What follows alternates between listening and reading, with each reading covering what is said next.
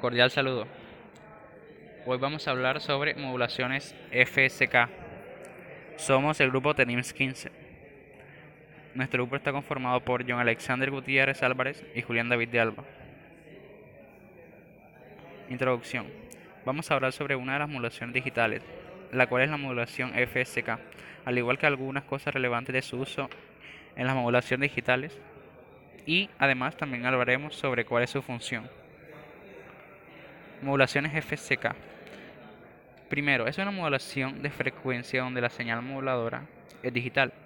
Los dos valores binarios se representan con dos frecuencias diferentes próximas a la frecuencia de la señal portadora, generalmente F1 y F2. Corresponden a desplazamientos de igual magnitud pero en sentidos opuestos de la frecuencia de la señal portadora. Formas de modulación. El FSK binario es una forma de modulación angular de amplitud constante, similar a la modulación de frecuencia convencional, excepto que la señal modulante es un flujo de pulsos binarios que varía entre dos niveles de voltaje discretos, en lugar de una forma de onda analógica que cambia de manera continua. FSK de banda reducida o banda angosta.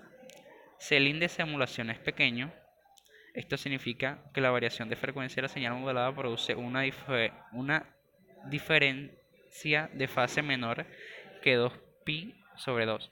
Se entiende que la modulación de frecuencia en banda angosta y su espectro de frecuencia es similar al de ASK.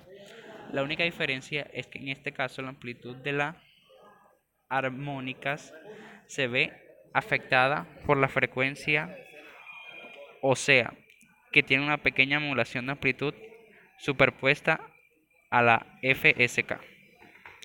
FSK de banda ancha.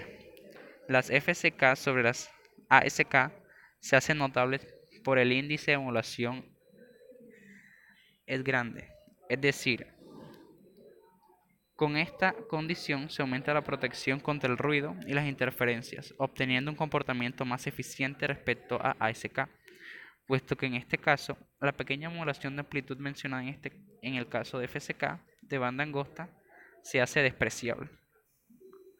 Las características. El término de comunicaciones digitales abarca un área extensa de técnicas de comunicaciones, incluyendo transmisión digital y radio digital. La transmisión digital es la transmisión de pulsos digitales entre dos o más pulsos en un sistema de telecomunicaciones.